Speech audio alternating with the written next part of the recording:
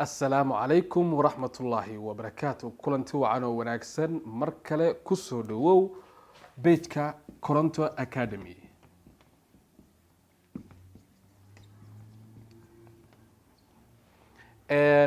maantay uguma talagelin halkan inaan cashir idinla wadaago cashir qeyb ku saabsan laakiin waxaan rabaa inaan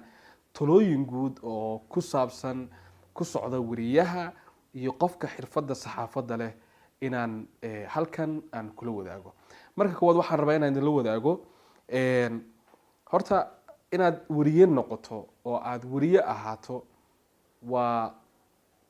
xaq dastuuri ah oo aad leedahay.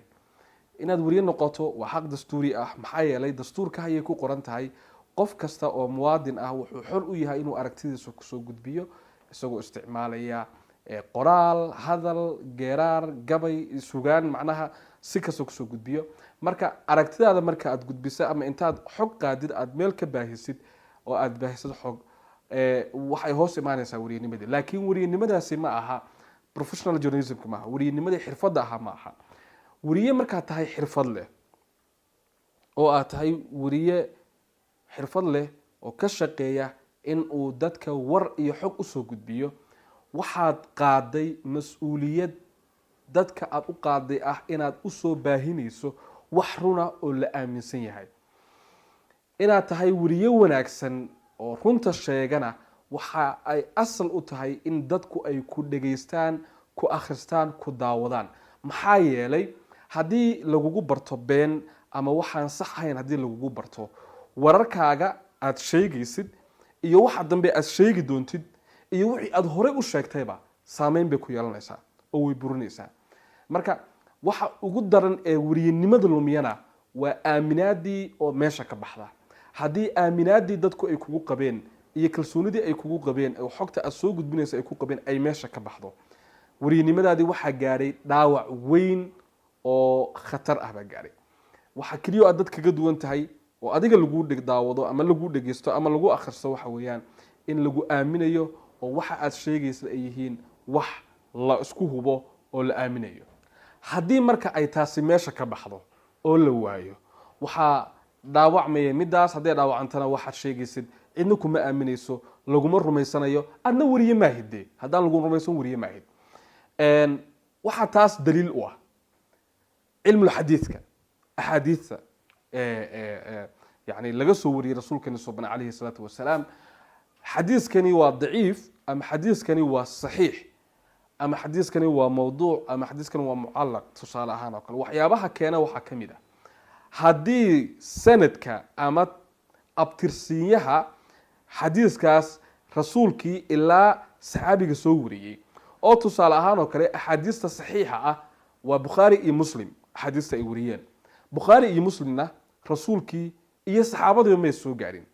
marka taabiciin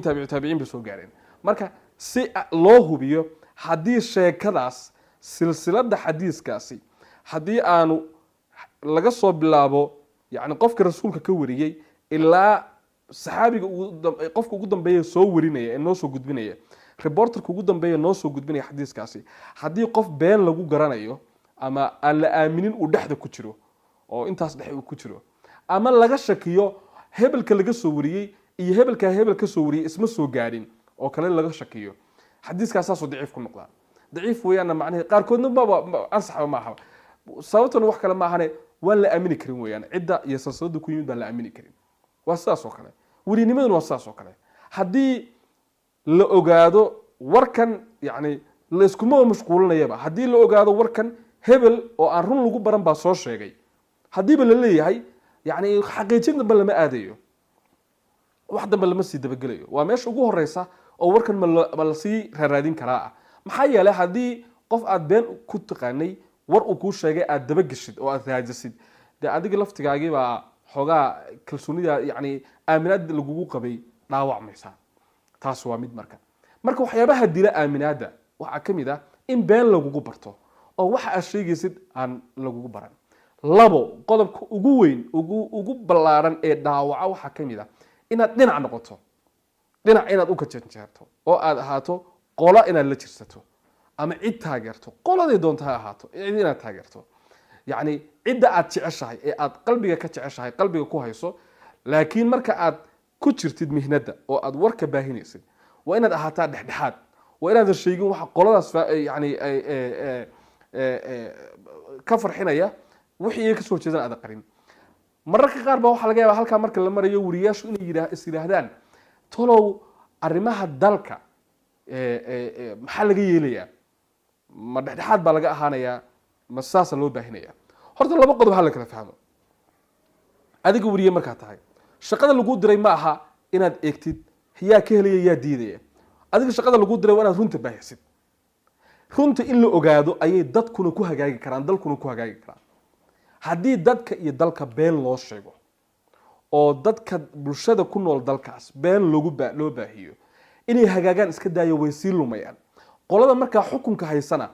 waxay mar walba dadka ka iibinayaan wax aan saxayn iyagoo adiga ku isticmaalaya ogowna cidda markaa xukunka joogtahay way tegaysaa qolo kala imanaysa dawlad kala dhalanaysa marka adiga wariyanimadu ma aha wax marba qof u shaqeysa ma aha qof intuu tartamay meeshan ku guuleystay la doortay yani inaad u shaqeysid ma aha dadka inay runta ogaadaan oo ay xogta runta helaan ayuu dalkuna ku hagaagi karaa bulshaduna ay ku hormari kartaa haddii tusaale waxaan usoo qaadanaynaa haddii aan family ku nahay guri oo aan bulsho guri ku wada nool nahay oo aan ognahay gurigan aan ku nool nahay qof inaga midihi inuu jiingada xagga sare uu duleelinayo ama uu dhaawacayo de biri waxaan hubnaa inuu roobku noo soo galayo waxaan hubnaa in yani gurigeennii uu saqaf ka fiidayo ka baxayo haddaan idhaahno marka qofka waxaa samaynaya waa aabe ama waa hooyo ama qofka guriga ugu weynaa hal la ilaaliyo waxaa hubaala dadka guriga ku nool oo dhan oo adigu aad ku jirtid inay halaagsamayaan xadiis baa jiray laga wariyay rasuulka wuxuu yiri qoom baa jiray doon wada raacay marka xadiiska macnihiisu wuxuu ahaa qoom baa jiray doon wada raacay qolana waxay saarnaayeen saqafka kore qolana waxay ku jireen saqafka hoose laba qaybood bay ahayd doontu laba raar marka raarka hoose iyo raarka kore qoladii raarka hoose ku jiray ayaa waxay ku isku isiraahdeen inta aad markaad biyo dooranaysaan qolada koraad aadaan oo qolada koraad sii martaan oo kor baad aadaane biyihii adinkaaba u dhoweey baad halkan duleeshataan oo biyaha idinkaga soo galaan waxaa hubaala marka haddii halkaa duleelstaan oo qolada kore ay ka qaban weydo inay halkaa duleeliyaan kulligood wada qarqoomayaan wada baaba'ayaan marka halkaa waxaan tusaale ka arkaynaa waxa weeye haddii xumaanta dhacaysa ee dalka ka dhacaysa la sheegi waayo annaga wariyaala doorkeenna maaha wax ka qabasho doorkeenna waa wax sheegid inaan wax ka qabanna maaha doorkeenna dadkana wax uma yeerino waxbaan u baahinaa keliya waxaasaa jira marka waxaasaa jira aan raahno ayuunbay dadku bulshadu go-aan gaaraan marka haddii bulshadu waxa iska qaban waayaan oo ay wax ka qaban kari waayaan waxaa hubaala kulligood oo madaxda ku jirto inay wada baaba'ayaan qodobkaas waa qodob waxyaabaha kale marka dhaawaca kalsoonida waxaa saddex ku ah midda koowaad waxay idin been aad sheegtid oo been lagaaga barto midda labaad waxay idin qolo taageertid midda saddexaad waxa weeyaan inaad qolo ka mid noqotid taageero maaha middan waa ka mid noqosho ka mid noqoshaduna waxay noqotaa inaad xisbi siyaasiga ku biirtid inaad xil siyaasadeed qabatid oo lagu magacaabo ama lagu doorto intaasoo dhan waxay kaa saarayaan wariyanimadii bay kaa saarayaan xayndaabka wariyanimada kaa saarayaan xayndaabka wariyanimada kaa saarayaanna macnaheedu waxa weeye tusaale ahaan waxaad noqotay afhayeen baad noqotay ama waxaad noqotay xubin ka tirsan xisbi x ayaad noqotay adigoo wariye ah marka aad noqotid xubintaas Mr X ka tirsan xisbi X ka tirsan horta wariyanimada kuma shaqeyn kartid inta tahay taas waan isla ognaa oo haddii aan xisbi ku hadlay afkiisa dee wariye maahi dhexdhexaad maahi labo haddii aad ka tagtid xisbigii ama aad siyaasadda ba iska daysid biri ma kusoo noqon kartaa big question mark weeyaan calaamad su-aal weyn maya kuma soo noqon kartid aniga yani aragtidayda iyo markaan akhriyo buugaag badan iyo waxyaaba badan analyze gareey sababta ugu soo noqon karina waxa weeyaan haddii aad qabatay xil siyaasi ama afayeen noqotay ama xisbi ku biirtay ama aad yani wax dhexdhexaadnimada ka baxsan aad samaysay sababtoo waxa weeyaan biri haddii aad tidhaahdid waxaan sheegayaa wax runa oo waxaan wareysanayaa ama waxa war ka tabinayaa qoladii aan ka tirsanaa war saameyn ku leh ayaan tabinayaa annaga ku daawanayna ama ku dhageysanayna ma waxaad u malaynaysaa inaan ku aaminayno maya kuma aaminayno kuma rumaysanayno laba qodob bay noqon haddaad wax fiican sheegtid oo run aad sheegtid oo khalad ay lahaayeen aad soo saartid inaan nidhaahno tusaale ahaan oo kale wallaahi wuu cadaysan yahay waxaa shaqadii baa laga cayriyey haddaadan soo saarin oo si saxa aad u warantid oo yani aad wax saxa sheegtid inaan nidhaahno xayisiis buu wadaayo xisbigiisii weli ka tirsan yahay marka halkaas waxaa ka muuqata dhaawac baa gaaray dhexdhexaadnim aaminaadii mana sii ahaan kartid weriye ma qaban kartid shaqadaas marka halkaasna waa lagaga baxaa oo weriyenimada waa lagaga baxaa waxaa kaloo lagaga baxaa weriyenimada yani dhaawaca weriyenimada lagaga baxa way yara adag tahay laakiin waxaa dhaawaca oo aada u dhaawaca inaad noqotid qof laaluush ku shaqeeya qof laaluush ku shaqeeya yani hubaal weeyaan dhexdhexaadnimada bay luminaysaa waxayna u luminaysaa waxa weeye qofka ugu horeeya ee aad aaminaadiisi luminaysid waa qofka aad lacagta ka qaadatay qofka aad lacagta ka qaadatay ee aad xogtan u baahisay lacag darteed ama warkan oo aan dhexdhexaad ahayn aad u baahisay lacag aad ka qaadatay darteed cidda ugu horeysa ee aan biri ku aaminayn waa isaga oo qofkaas ku siiyey isaguna wuxuu ka mid yahay bulshada u warramaysay isagu wuxuu sii gaarsiin karayaa in badan oo la ogeyd marka haddii tusaale ahaan oo kale 1000 qof aad lacag ka qaadatid oo aad u baahisid dee 1000 qof 200 kun oo qof gaarsiiyeen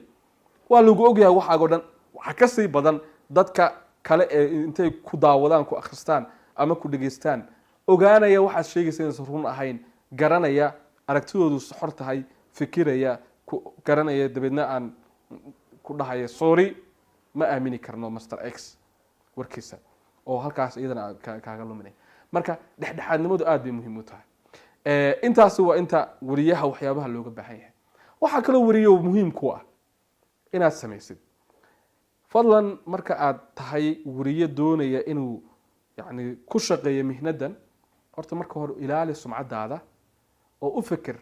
5 sano kadib 10 sano kadib 20 sano kadib 50 sano kadib u fikir maanta waxaad samaysid ugu taariikhda geliyaan labo aqoontaada dhis waxa wareysiyada aan yani muhiim u ah oo aan ku aragnay waxa la yiri qofka su'aalaha weydiin aadan adigu jawaabteeda garanayn su'aal aadan jawaabteeda garanayn weydiin maxaa yeelay hadaad weydiisid wuxuu ku sheegaa run ku noqonaya hadaadan waxan aad baahinaysid aadan ogeyn run ahaanshiyaheedana waxaad sheegaysid waa been marka si waxan aad sheegaysid in run yihiin aad u ogaatid wax baro marka waxa weeye cilmigan dadka laga wareysan karo wax ka faham aqoon